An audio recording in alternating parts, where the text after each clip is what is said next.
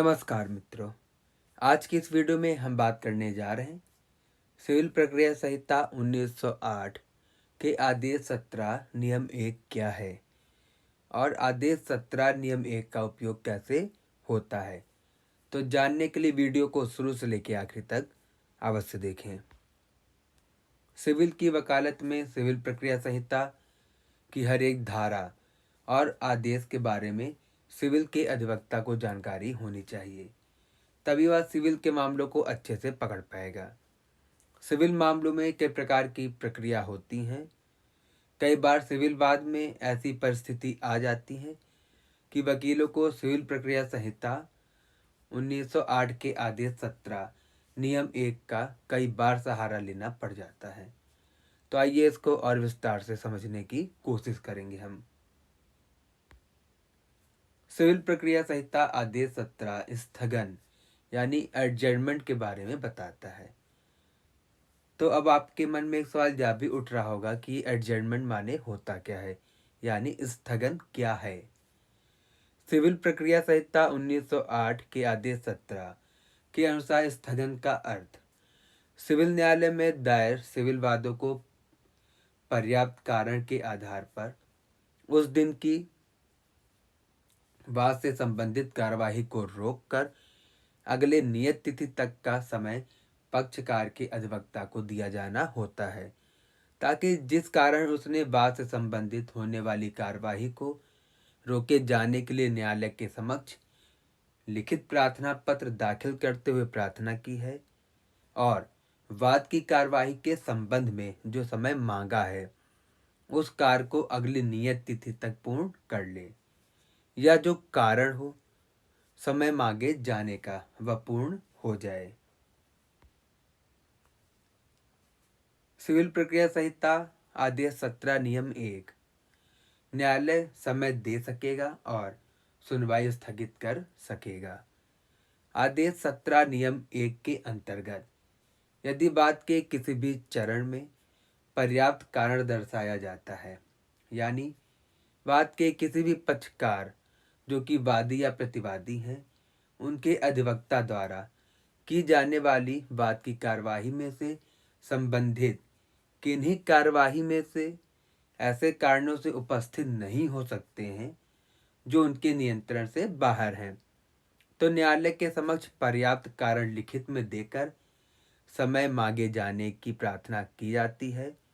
तो न्यायालय उन पर्याप्त कारणों के आधार पर वाद के पक्षकारों को या उसमें उनमें से किसी को भी समय दे सकेगा और वाद की सुनवाई को समय समय स्थगित कर सकेगा। न्यायालय बात को अगली नियत तारीख पेशी में सुने जाने के लिए व उससे संबंधित की जाने वाली कार्यवाही को आगे बढ़ने के लिए एक तारीख नियत कर आदेश पारित करेगा। यह अगली नियत तिथि न्यायालय की फाइल में स्वयं न्यायाधीश द्वारा लिखी जाएगी और उनके इस पर हस्ताक्षर होंगे। अब बात आती है कि आदेश 17 नियम 1 का उपयोग कैसे होता है। आदेश 17 नियम 1 के तहत वाद के पक्षकारों को मौका यानी समय मांगे जाने के लिए न्यायालय के समक्ष एक लिखित प्रार्थना पत्र देना होता है। यह प्रार्थना पत्र पक्षकार के विद्वान अधिवक्ता द्वारा उस दिन दिया जाता है जिस दिन पेशी होती है। प्रार्थना पत्र के तथ्यों में उन कारणों का उल्लेख आवश्यक है जिनके तहत न्यायालय के समक्ष मौका मांगने के लिए प्रार्थना पत्र प्रस्तुत किया जाता है।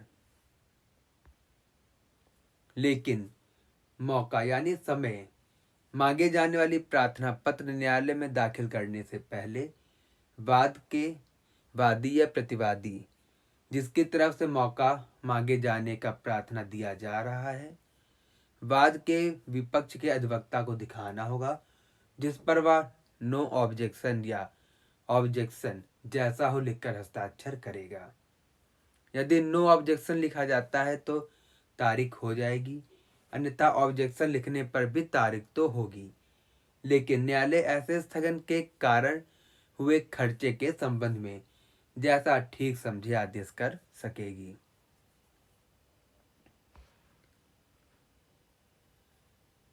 आदेश 17 नियम 1 के तहत प्रार्थना पत्र किन कारणों से कब दिया जाता है? आदेश 17 नियम 1 के तहत मौका यानी समय मांगने के लिए न्यायालय के समक्ष दिए जाने वाले प्रार्थना पत्र का कोई एक निश्चित कारण नहीं हो सकता। यह कारण समय पर ही मालूम होता है, लेकिन जहां हम आपको कुछ सामान्य कारणों से अवगत कराएंगे ताकि आपको आदेश 17 नियम 1 को समझने में आसानी हो। यदि बात के किसी भी चरण में कोई प्रक्रिया अधूरी है, लिखित कथन का समय पर न तैयार होना, वाद से संबंधित आवश्यक दस्तावेज दाखिल करने के लिए समय, अधिवक्ता का स्वास्थ्य गड़बड़ होने पर वाद की कार्यवाही अगले नियत तिथि तक समय मांगना, पक्षकार का स्वास्थ्य गड़बड़ होने पर वाद की कार्यवाही अगले नियत तिथि तक समय मांगना या अन्य पर्याप्त कारण हो सकते हैं। तो दोस्तों, आज की इस वीडियो में हमने जाना सिविल प्रक्रिया संहिता 1908 के आदेश 17 के बारे में। तो दोस्तों, ऐसे ही वीडियो के अपडेट्स पाने के लिए, हमसे जुड़े रहने के लिए हमारे चैनल को सब्सक्राइब करना ना भूलें और वीडियो देखने के लिए धन्यवाद। हम अगली वीडियो में बात करेंगे कि सिविल प्रक्रिया संहिता 1908 के आदेश 17 नियम 1 के तहत मौका मांगे जाने वाली प्रार्थना पत्र को लिखें कैसे। तो जानने के लिए हमारी अगली वीडियो को अवश्य देखें। इस वीडियो को देखने के लिए धन्यवाद।